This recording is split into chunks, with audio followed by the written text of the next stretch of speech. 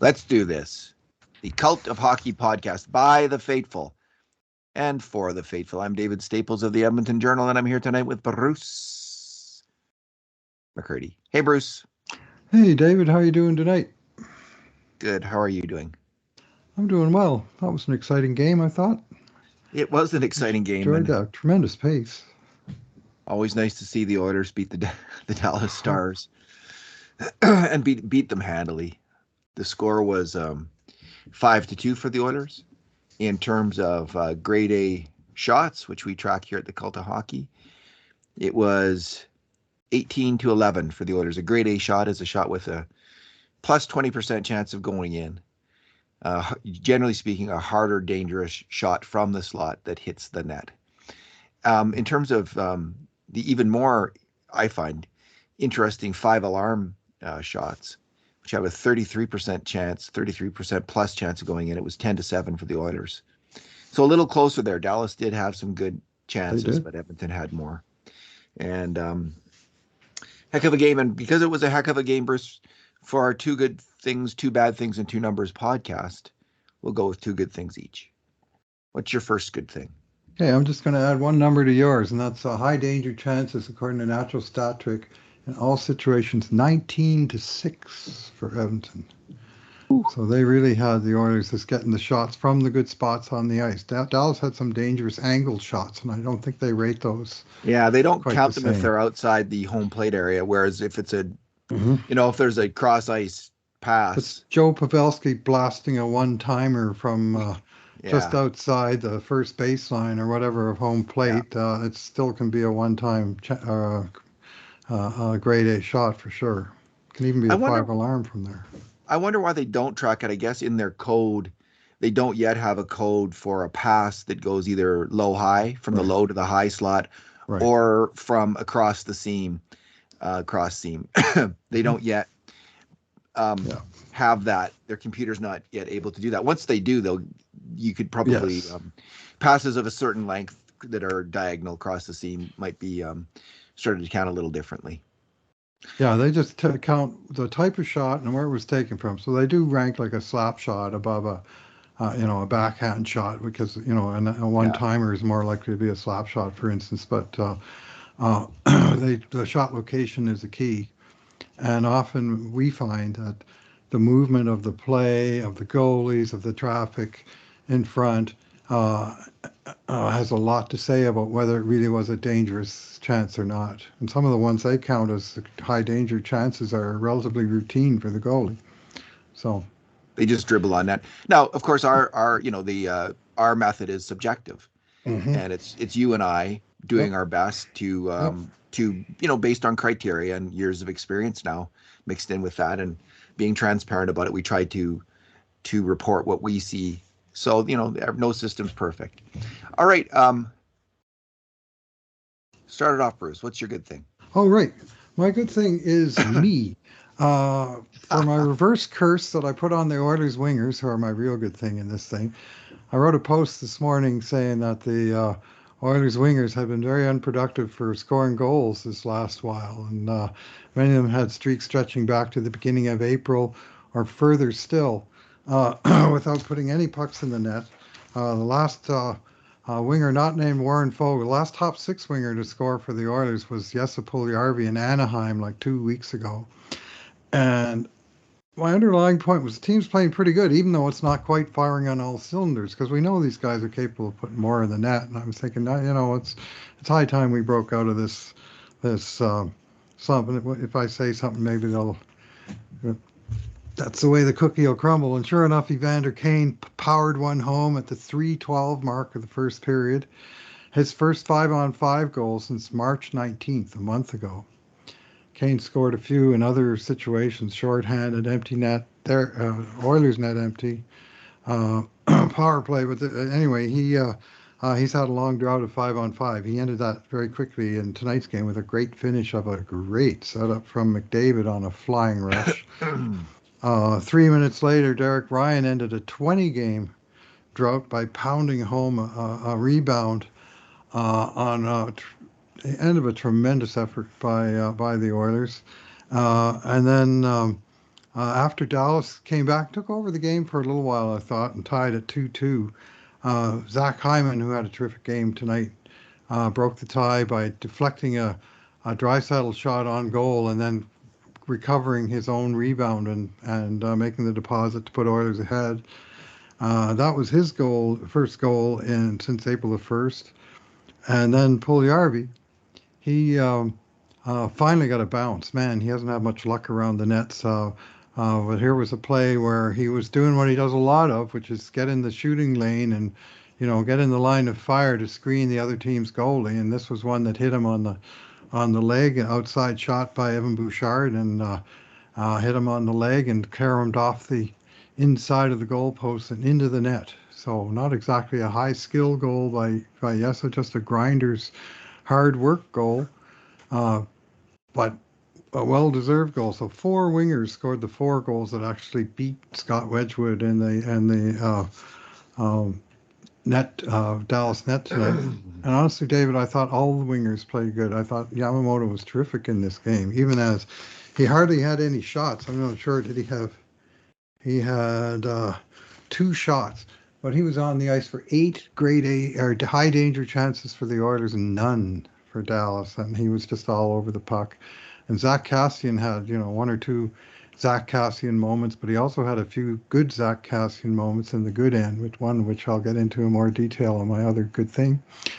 And so it was really just up and down the lineup. Warren Foegele, 5 shots, 5 hits, and just another just terrific two-way effort from Foegele. So I thought really tonight the wingers answered the bell in a big way, and by putting the biscuit in the basket as well. They've been playing some pretty good hockey all along. It's not like the rest of the team's been dragging the wingers along. It's just they haven't been putting the biscuit in the basket, and that changed very dramatically tonight. So I was sort of in my way patting myself on the back for the reverse curse. The curse. Get them out of it.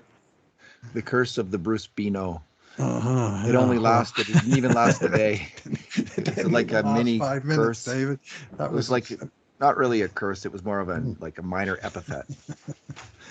Okay, boys, time to start chipping in again, and they responded very well. So, and it was this was a good effort right across the entire lineup, but I thought the wingers really stood out in a positive way tonight. Foegele is winning people over here in Edmonton, Bruce. I did a poll on the trade of Ethan Bear for Warren Foegele. And I didn't ask people who won the trade. I said, did the Edmonton Oilers get a win out of that trade? And it was more than 70%, slightly more than 70% of almost 3,000 people who voted. So that's which is a huge sample size. So even for a Twitter poll, it lends some credibility to the result. Thanks for voting, everyone. Yeah.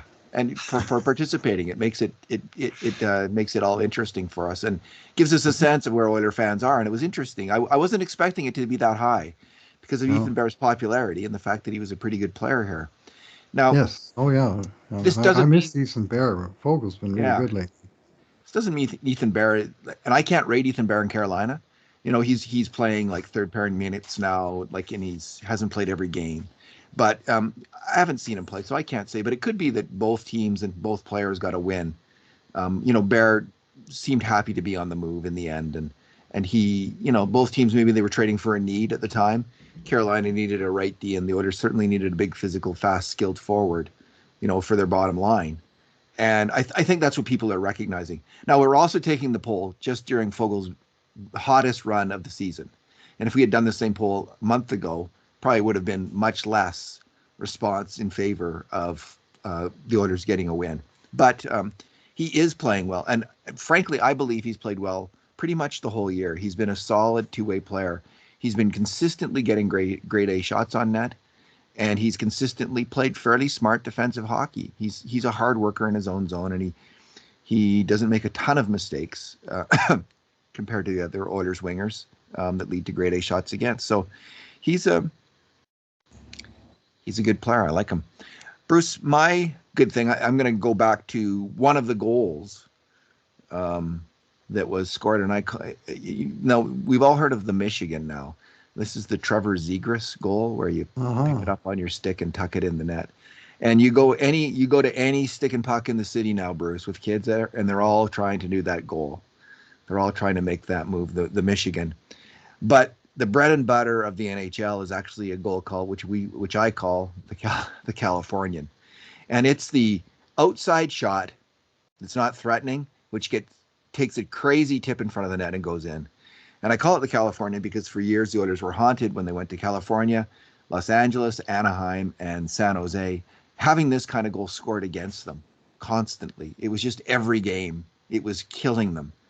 And you score on the Californian and you've really stuck a knife into the other team. It really hurts to get a goal like that. It's very deflating, I think. And on Mm-hmm. this play, McDavid made some great, he won the puck and made a great pass back to the point.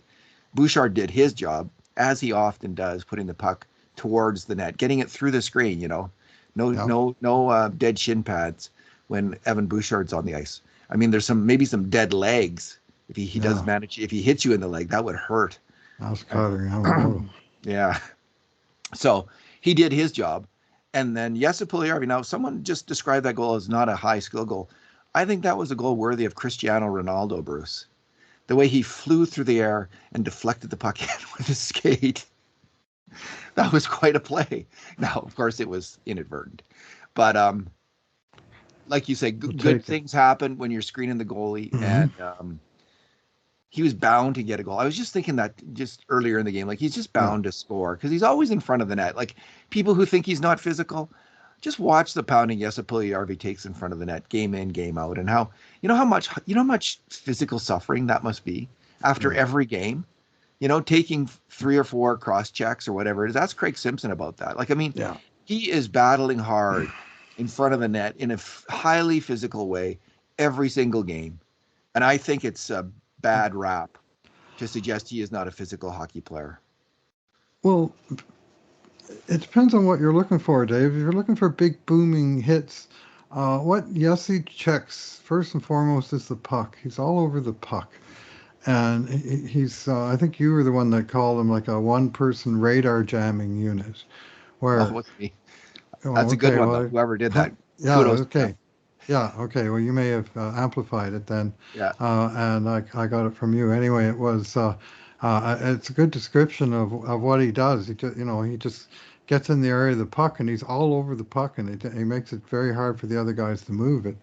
And you can go in and finish the check and the puck is gone, or you can go in and jam up the works, and that's more his game.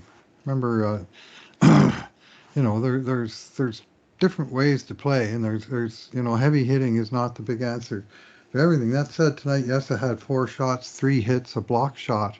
He was involved in the game and around the puck and doing things in a lot of different facets of the game, and finally rewarded with a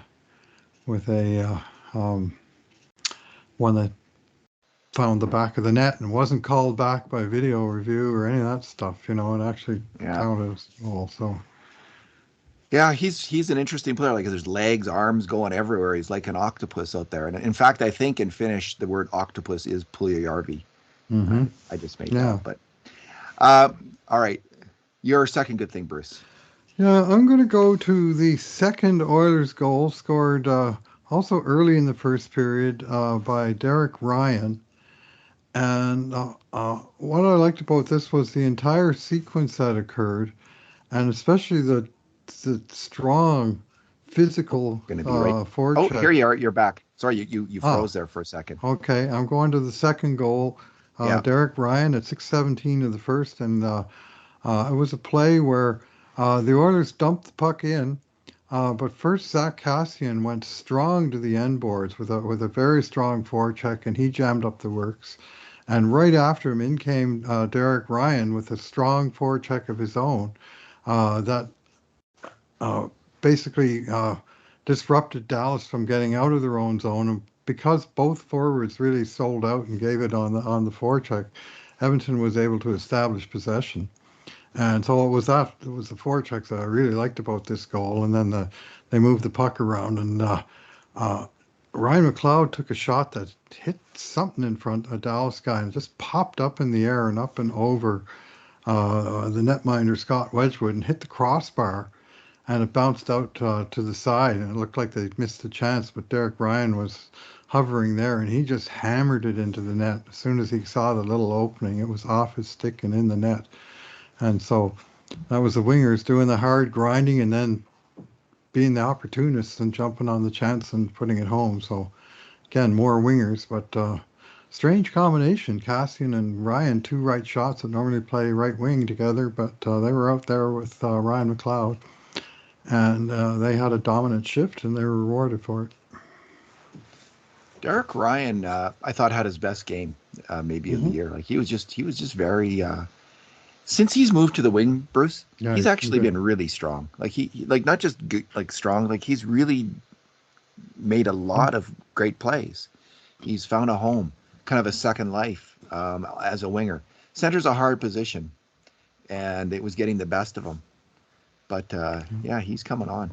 He's also found a better place after the coaching change. And in fact, he was one player was quite outspoken at the time of the change, saying how the depth players on the team had been kind of marginalized. And he didn't name Dave Tippett by name, but it was pretty obvious who he was talking about.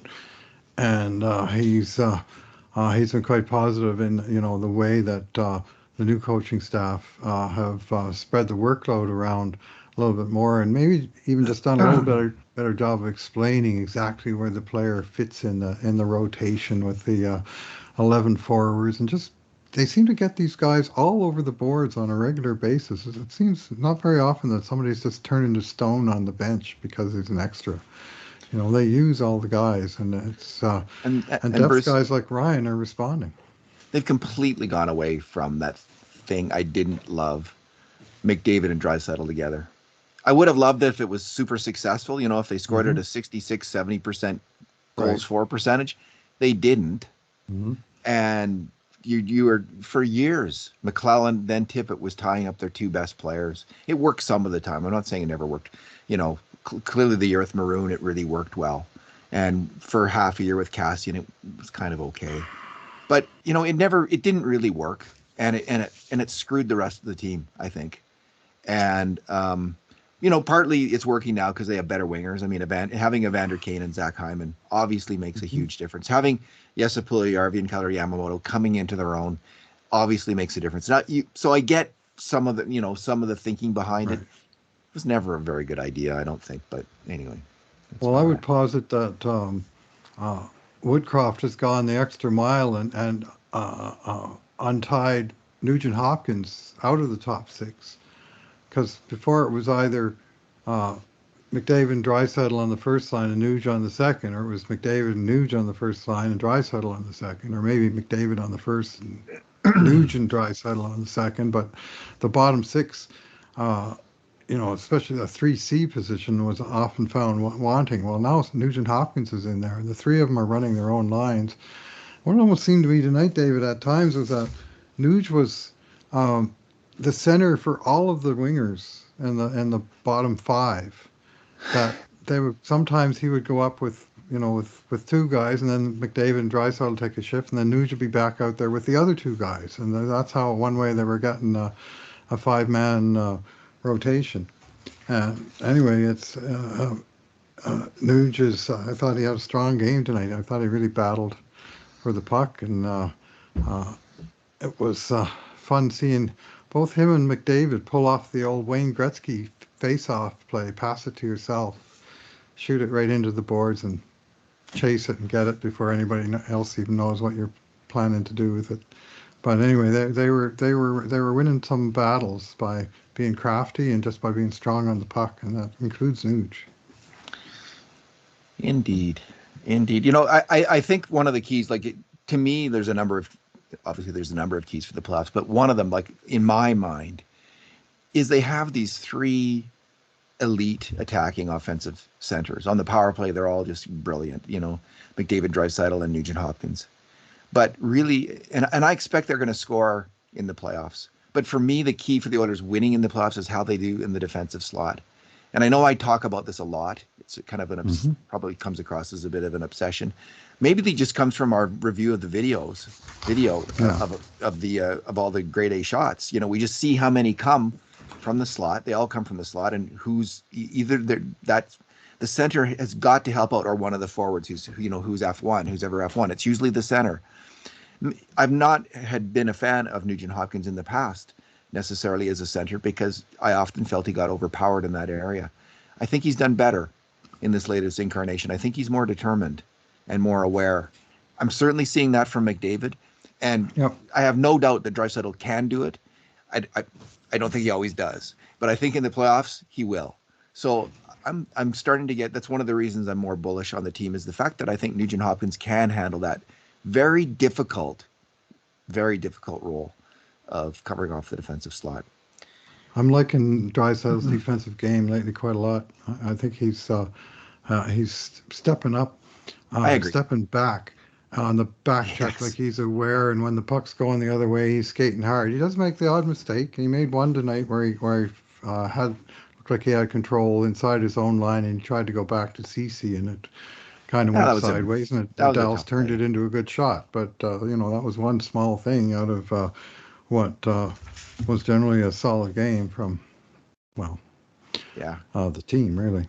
He so rarely makes a turnover. That's not the kind of mistake that Leon makes very often. Like his is more gambling for the Right. steal and being out of position. Seeing less of that. Yeah. And the other thing that he tends to do is he likes to go. He's in the F1 position, but then he leaves it to go cover the point, putting a smaller player down there. And I would rather that, unless it's really essential that he make that shift, don't do it. Just stay down there and help out. Anyway, he and McDavid and Nuge are all doing that, playing that better, and that's critical to the team's playoff future here. Bruce, are we at your second good thing? Is that where we're at? Or did you? That was My my turn? second good thing, was that Okay. second Oilers goal. Oh, that's right. Okay, I got my second good thing then. We got off on several different tangents there, so I lost track of where we were. So my second good thing was Darnell Nurse's hit on Jamie Benn, which they showed a lot of discretion in terms of replaying that hit, Bruce. They probably only showed it about 50 or 60 times during the broadcast. So it was irresistible to keep replaying it and replaying it and replaying it. And I called my wife, who plays hockey, and she does, but she doesn't always watch the Oilers. But I called her. She just I wanted her to see that because it was such an amazing hit. Sending Jamie Benn, as it's known, ass over tea kettle in over the boards and into the Oilers bench. A pretty clean hit. He might have got his elbow up a little bit, but if there's Jamie Benn is one of these agitating, irritating, annoying, aggressive Oiler killers. He's not quite in Ryan Kessler, Corey Perry category, but he's just below that. So to have Nurse blast him with that hit, yes, that made me smile. It made me happy. Yeah, well, as I said to my wife at the time, down goes Ben.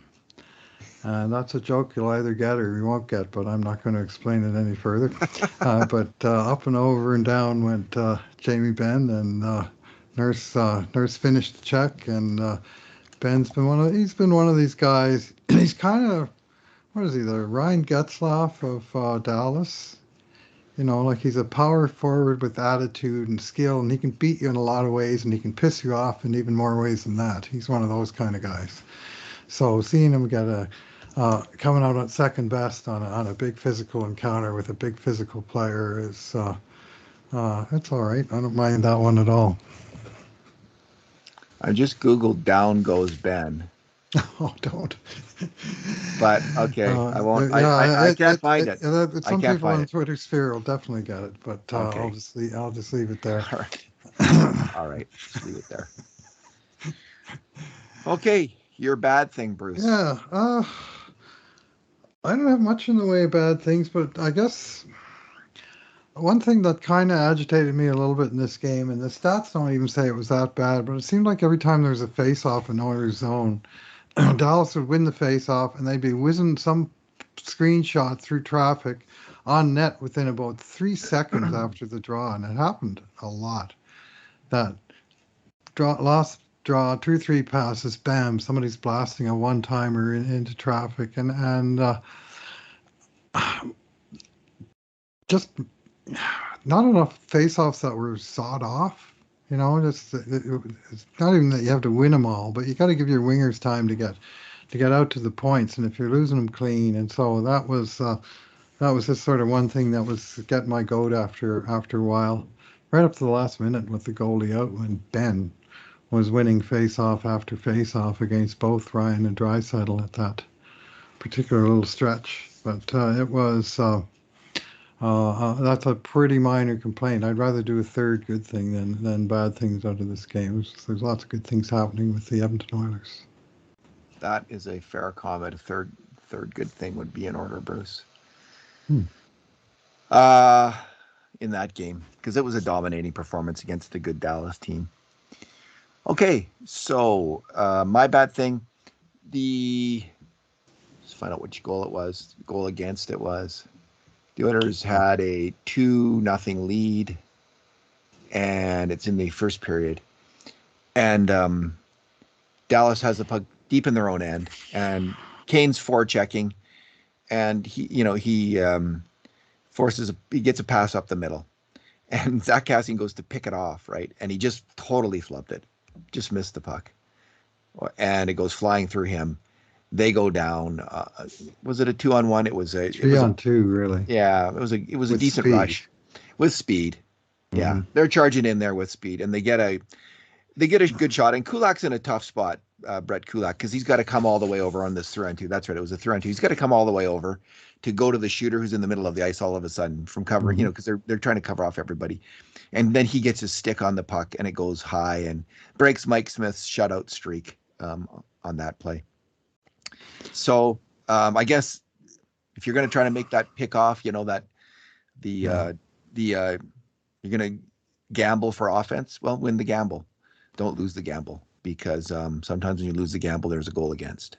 I think he was gambling for defense. He just didn't make the play. Like he was F1, so because he missed it and it went through him, there was trouble. Like McDavid was kind of counting on Hyman to be back, and Hyman on Kassian, and Kassian stepped up thinking he was going to intercept the pass, but he just couldn't control it, and through it went, and then all of a sudden there's only 2 D-men left, and three Dallas guys, and they're 3 top players. Man, that line of Rupi Hintz and Joe Pavelski and Jason Robertson, 3 terrific players, and 2 of them in the 35 goal club now, and Robertson and Hintz both scored tonight, and they each scored in all 3 games against Edmonton this year, and it's no fluke. 37 for one, 35 for the other, and you give those guys a space like what happened to Kassian there, boom. Yeah, you're right. And it wasn't a huge, and again, there wasn't a lot bad in that game. So that's the worst, and it wasn't that bad. It was a mistake in the neutral zone. So that's not, and it wasn't a heinous kind of thing either. Smith's failure to cover the puck on the 2-2, but yeah, that was on Mike Smith after that game. We did a lot good in that game, and he certainly had a mistake there, but it was kind of the only sort of significant one that he made.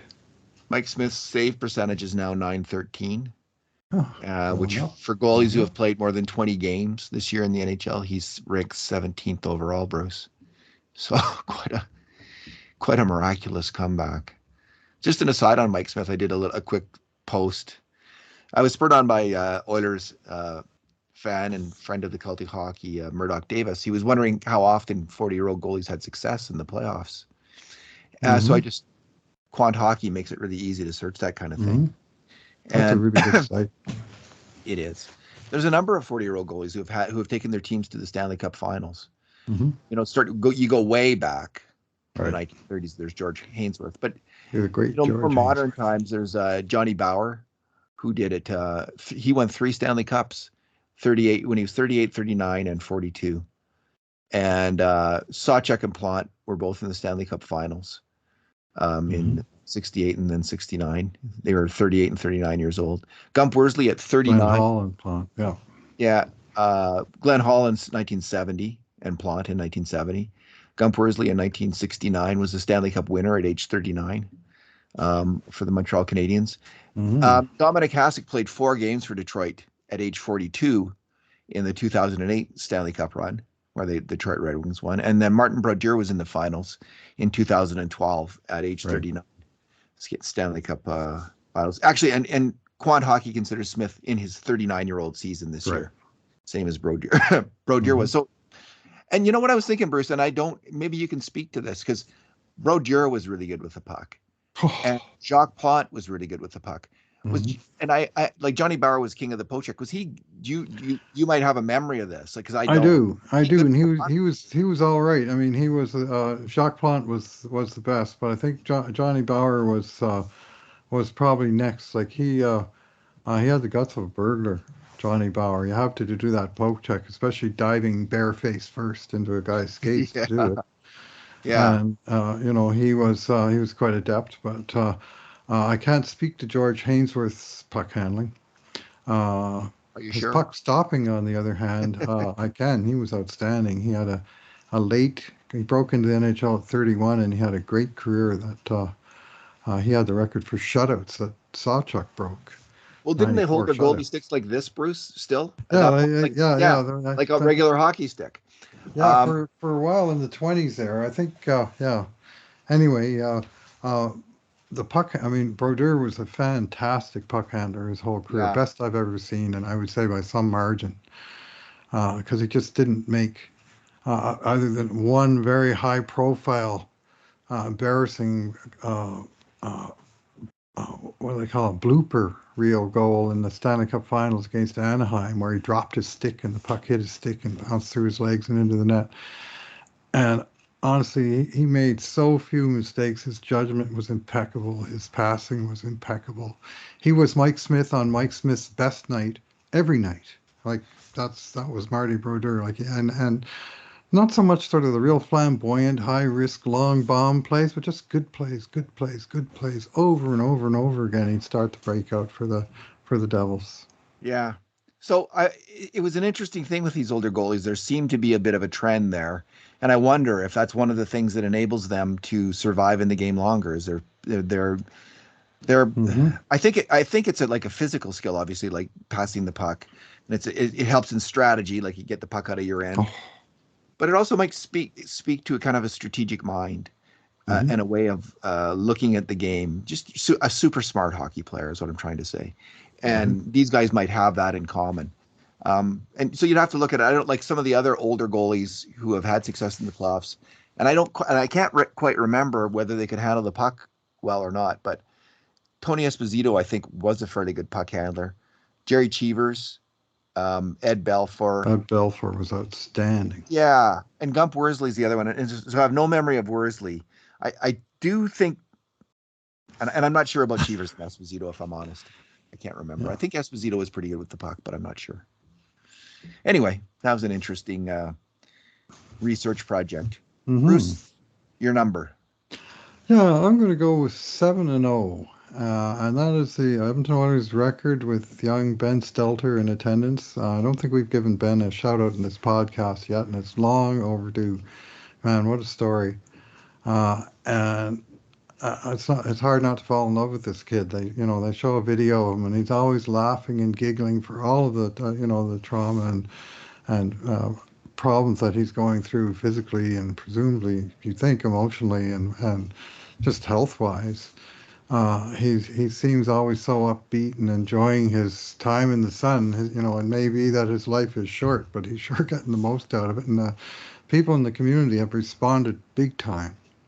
And a shout out to them, the people that have sort of turned this story into, something that's very significant. I think there's not many people probably watching these games that aren't a little moved to see what's going on with young Ben, and the team itself has responded with 7 straight wins. So it's amazing, eh? Nice work when you can get it. Yeah. It is. He missed the Colorado game, the 2-1 shootout loss because it was an 8 o'clock start, so it was going to go too late. Oh, And otherwise, they keep bringing him back because the team keeps winning and it keeps working. So why not, he's right? their So Kate Smith. anyway, so yeah, shout out to you, Ben Stelter, and to your whole family. You're standing tall and tough during this difficult time. Yeah, way to go, Ben. Way to go, buddy. And it is being at the rink and or just watching on TV when his face comes on and there's such a charge. Like it's overwhelming the emotion to see this little guy fighting through what he's fighting through. So And I guess he's tough taking times. medications that makes him a little puffy, right? So Yeah, yeah, because that's you see part of pictures it. of But yeah, you see his sister, and he comes by it honestly. But I think some of that too is the medication. But anyway, it's hard not to fall in love with that little guy and to see the team respond, to see him enjoying this whole phenomenon. It's just great times. Remember that my gal with St. Louis 3 years ago? no, I With don't. St. Louis Blues, they had the young gal that was. They kept playing that song for her. Oh my goodness, my memories. If this was 1969, I would remember it all. But they had the famous song that they kept playing when they scored goals and won games, and it was for this one young gal who was a cancer victim, and it's the same kind of story. So Stanley Cup is obviously next. Indeed. Bruce, my number is, and this is an estimate of a number, it's Okay. 153. And those are that's the 153 is the time on ice, 1 minute and 53 seconds that Jay Woodcroft kept Connor McDavid out at the end of the game. And I know they're all saying, that's not that important that he wins the scoring title and it's a team game, blah, blah, blah. But I loved it. I loved it with the empty net that they just kept Connor McDavid on the ice the whole time that they pretty much could. And finally, with 3 seconds left, he put it in the net. He broke down the ice. I think it was Duncan Keith, if I'm not Yep. mistaken, who made a nice pass over, and Draisaitl broke the puck out, and Hmm. Keith made the nice pass. McDavid charged in there and got the goal. Fantastic. I mean, I was hoping for it the whole time. That was the only thing I was. It was never in doubt, the score, I don't think, because Dallas had not put on a lot of pressure on the Oilers. Now they did get a couple good chances in that sequence, but I was just hoping that McDavid would get a break. I mean, on Oilers Now today, Bob Stauffer was talking about McDavid's low on ice percentage at even strength and how he hasn't had a lot of puck luck. And I think that's probably true. Like he and his line mates have been thwarted a bit more Yeah. than average this year. Shooting percentage is down. Yeah. So it's nice to see him get a cheapie. Couldn't happen to a Hmm. greater NHL MVP, future Art Ross, future Conn Smythe, future Hart Trophy winner for this season. All right. I'm And going to Lester cheat. Patrick Award. I'm going to cheat. All right, cheap food. Here's a hockey related set of numbers. This is put in perspective. The Oilers' 7 defensemen, 5 of them absolutely dominated shot shares tonight, and Darnell Nurse and Cody Ceci were high for, high against, high event in high minutes.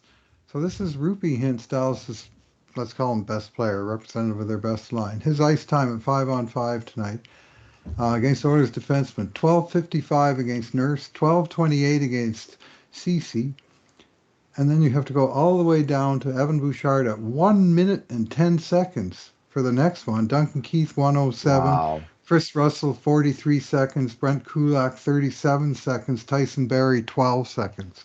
Those guys played all of the ice time against Dallas's best line. And that maybe explains why the other defensemen were really able to go to town Yes. against Dallas's best players. And if you just looked at the numbers in isolation, you'd say, geez, that pairing struggled defensively. They gave up more than any other pairs by a lot. But guess what? They were eating it against Dallas's top guys all night long. So It's the hardest thing to do is to rate defensemen by numbers, like yes. honestly. And that's why there's such, I think, disagreement on defensemen on the value of there's more disagreement on the value of a defenseman than any other position. And it's Hmm. because some people invest a lot in the numbers that they believe Right. in and Yeah. they're wedded to them and you can't. And so, And others invest in their eye tests and what yes, they think and how they think the position should be played. If they like a yes. physical defenseman, they're going to be all over the finesse guy, or Yeah. vice versa. So what I've noticed, and I put a lot of stock in our numbers in their Hmm. grade A numbers, but what I do notice in those numbers is you have to be very careful about thinking about, especially with the defenseman, the quality of competition, Yes. because the third pairing defenseman, their numbers may be significantly impacted in terms of scoring chances for and against because of their quality of competition. And the guys like Nurse and CC, if you have a guy like Nurse and he's got the best grade A scoring chance, individual scoring chance plus minus, the way we rate it on the team, if he's number one on the team, Hmm. you know you've got a great player. And he's not number one this year in this category, but Cody Ceci is, I believe. And he's been top four all year, and now he's top pairing for the last 20 games or so. Cody Ceci is really playing strong hockey if he's leading the team in that category. Like he's been so impressive. So I thought it was terrific tonight in his kudos to him. lumbering way. You think he lumbers? Bump, yeah, I do. Like like he's not a real free flowing skater. He just gets there, and he's there, and he's in the way a lot, and then he but I wouldn't call him a gifted skater, but he he made some good plays, just bumping the puck off the boards. He made a terrific shot block on what appeared to be an open side of net. Won some battles, a couple of takeaways, and I just thought his overall game was strong. Yeah, I think I No points, but 24 minutes of hard grinding. yeah. I'm such a terrible skater myself that I would never, I wouldn't, maybe I know you're just comparing him to their NHL players, so there's that. Yeah, well, yeah. I mean, Yeah, he skates better than but Adam Larson, but not by a he, huge he, margin. he Anyway. does. He does skate better than Adam Larson. Larson was a Maybe heck of I'm a comparing player. him to his partner, who's a very gifted skater. So there's that as Yeah. well. Cece's a better positional player than Darnell Nurse. Um, since we're sneaking in extra numbers, Bruce, here's mine. Okay. Since Jay Woodcroft took over, 33 games as the head coach, 22 wins. They have a 712 points percentage. That is fourth in the NHL, behind only Florida at 810 in that same time period, Colorado 750, and Calgary 735. The Three Oilers are first at place teams. the Oilers are at 712. You go with the start of the season and the end of the season, and it's easy to be optimistic about the Edmonton Oilers. It's quite sobering that middle part though. So who do Hmm. we have? What team do we have?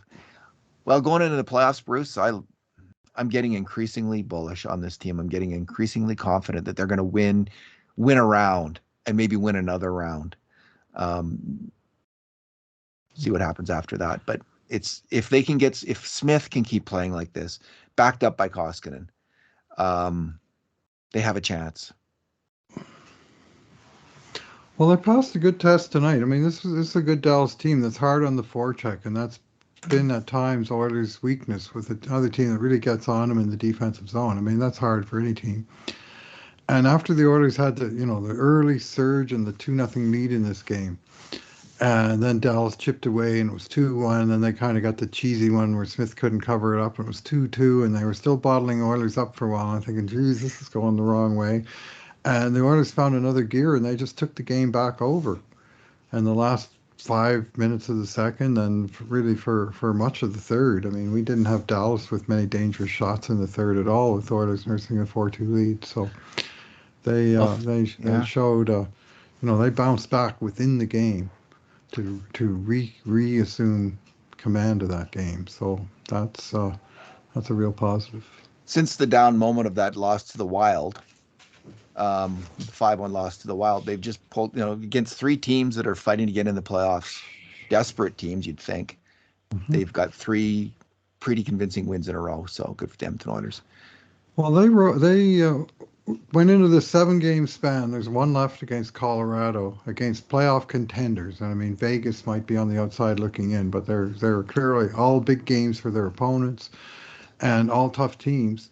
And I thought, they're sitting in a good position, but if they can win 4 out of these next 7 games, that's sort of like a pre-playoff test of a 7 game set against strong opponents. Well, at this moment, they're 4-1-1, and they've already won the series, and there's still a game to go. So they passed that test with flying colors, and because of that, they're going to be just they're zooming into the playoffs. They're not backing in at all. It's all straight on ahead. Alrighty, Bruce. Let's leave it there. Thank you for talking tonight. Yeah, just looking up the Vegas score in the third period because it's still the other games matter a little bit. And I will say that score, which is 3-2 for Vegas now with 7 minutes left. All right, there you go. Washington was ahead, but whatever. We're almost at the point now where what happens elsewhere doesn't matter. Is of less concern. The Oilers are going to get in on their own merit. So with that, I'll say thanks for listening, everyone. And in the meantime, and in between times, this has been another edition of the Cult of Hockey podcast.